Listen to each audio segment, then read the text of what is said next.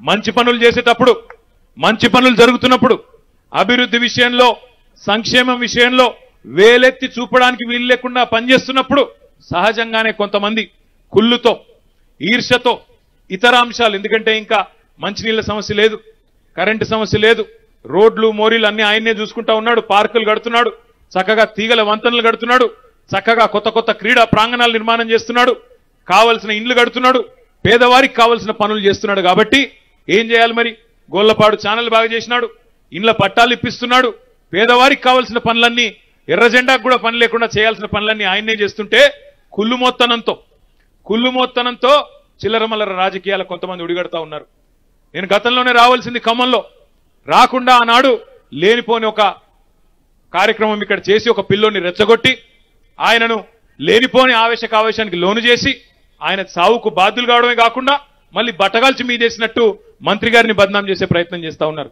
నేను అడుగుతా ఉన్నా, ఈరోజు ఏం జరుగుతోంది మన భారతదేశంలో? ఏం జరుగుతా ఉంది భారతదేశం గురించి చర్చ బయట ప్రపంచంలో?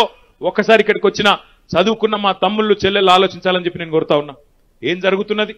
నిన్న శుక్రవారం భారతదేశం అంతటా ఉండే 25 కోట్ల మంది మా ముస్లిం సోదరులు ఎక్కడికక్కడ వారి ప్రార్థనా స్థలాలకు పోయినారు.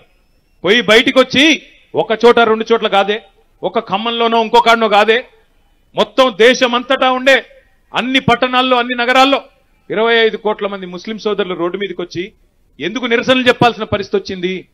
ఎందుకు ఈరోజు ఈ దేశంలో ఇట్లాంటి విపరీత ధోరణులు కనబడుతున్నాయి? దీనికి కారణం ఎవరు? దయచేసి ఆలోచించాలని చెప్పి నేను కోరుతా ఉన్నా. మంచిగా పచ్చగా ఉండే ఈ దేశంలో 75 ఏళ్ల స్వాతంత్రానంతరం లేనిపోని పంచాయతీలు పెట్టి పక్కవాడిని అనుమానంతో చూసే విధంగా చిల్లరమల్లర మాటలు మాట్లాడుతున్నది ఎవరు? ఆలోచన చేయండి. దేని గురించి ఆలోచించాలి మనం? నిజానికి ఇల్లు లేని పేదవాడి గురించి, ఇంటి పట్టా లేని పేదవాడి గురించి, ఇంకా నీళ్లు దొరకని గ్రామాల గురించి, ఇంకా కరెంటు లేని గ్రామాల గురించి, ఇంకా రోడ్లు లేని గ్రామాల గురించి, సంక్షేమం ఎవరికైనా అందకపోతే వారి గురించి, పిల్లల ఉద్యోగాల గురించి ఆలోచించాలి. కానీ అవి ఆలోచించకుండా కేవలం కులము మతం పేరు మీద చిల్లరమల్లర రాజకీయాలు, కులము మతం పేరు మీద పచ్చగా ఉన్న దేశంలో చిచ్చుబెట్టి ఆ చిచ్చులో చలిమంటలు కాచుకుని 4 ఓట్లు దండుకుందామనే దౌర్భాగ్యపు ఆలోచనలు తప్ప సవ్యమైన ఆలోచనలు లేవు. ఆలోచించండి, తొందరపడకండి. ఏం జరుగుతున్నది ఈరోజు? ఆలోచించక్కర్లేదా?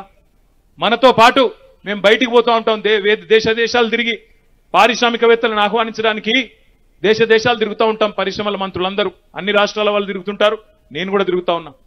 ఆ తిరిగే క్రమంలో విదేశీయులు అడుగుతారు, పెట్టుబడిదారులు అడుగుతారు, ఏమండి చైనా కూడా ఉన్నది కదా మీ పక్కనే, హిమాలయాలకు అవతల చైనా, యువతల మీరున్నారు, మరి వాళ్ళు కూడా దాదాపు మీ జనాభా మాదిరిగానే, మీ మాదిరిగానే 130-140 కోట్లు మీరుంటే మీకంటే 5 కోట్లు ఎక్కువ ఉన్నారు, దాదాపు సేమ్ సైజు ఉన్నారు, కానీ వాళ్ళు ఏంది దూసుకొని పోతున్నారు, మీరేంది వెనకబడిపోతున్నారు అని అడుగుతూ ఉంటారు. బయటికి పోతే వాళ్ళకు అర్థం కాదు. ఒక్క మాట మీకు చెప్పాలంటే, మీ అందరు ఖమ్మం, ఎందుకంటే రాజకీయ చైతన్యానికి కేంద్రం ఖమ్మం. తెలంగాణలోనే అత్యధిక రాజకీయ చైతన్యం కలిగిన నగరం ఎక్కడైనా ఉందంటే మీ నగరంలోని. ఇక్కడ అన్ని జెండాలు ఉంటాయి, నాకు తెలుసు, అన్ని రంగుల జెండాలు, అన్ని వర్ణాల జెండాలు ఉండే ప్రాంతం మీది. అందుకే మీకు జాగ్రత్తగా ఒక విషయం చెప్పాలన్న ఉద్దేశంతోనే చెప్తా ఉన్నా. 1987లో సరిగ్గా 35 ఏళ్ల కిందట 1987లో భారతదేశం యొక్క ఆర్థిక పరిస్థితి, చైనా యొక్క ఆర్థిక పరిస్థితి రెండు సేమ్. $470 బిలియన్ రెండు దేశాలకు సంబంధించిన ఆర్థిక పరిమాణం చూస్తే రెండు కూడా సమానంగా ఉండేది. కానీ ఏం జరిగింది ఈ 35 ఏళ్లలో? 35 ఏళ్ల తర్వాత ఈ రోజు చూసుకుంటే, ఆనాడు ఇద్దరం సరి సమానంగా ఉంటే $470 బిలియన్ ఈ రోజు వాళ్ళేమో $16 ట్రిలియన్ ముందుకు దూసుకొని పోయినారు. కానీ భారతదేశం $3 ట్రిలియన్ కాడనే ఆగిపోయింది. అంటే మనకంటే 6 రెట్లు, దాదాపుగా 5.78 రెట్లు చైనా ముందుకు దూసుకొని పోయింది. ఏం జరిగింది మరి? ఎట్లా చైనా ముందుకు పోయింది, మనం వెనుకకు పడిపోయినామంటే ఒకే ఒక్క కారణం. వాళ్ళేమో తీర్మానం చేసుకున్నారు చైనాలో, పేదల సంక్షేమం, మా దేశ పురోగతి, మా దేశ అభ్యున్నతే మా లక్ష్యం, మా పోటీ అమెరికాతో, మా పోటీ ఐరోపాతో, అక్కడ ఉండే ఎదిగిన దేశాలతో, భారతదేశం లాంటి దేశంతో కాదు అని తీర్మానం చేసుకున్నారు. 35 ఏళ్ల పాటు బిగిన బ్రహ్మాండంగా అభివృద్ధి మీదనే దృష్టి సారించి, సంక్షేమం మీదనే దృష్టి సారించి, పేదలను కడుపులో పెట్టుకుంటూ దేశాన్ని ముందుకు తీసుకొని పోయినారు. ఈరోజు అమెరికా తర్వాత 2వ అతిపెద్ద ఆర్థిక చోదక శక్తిగా ప్రపంచంలో చైనా ఎదిగింది. మరి మనకేమైంది 35 ఏళ్లలో?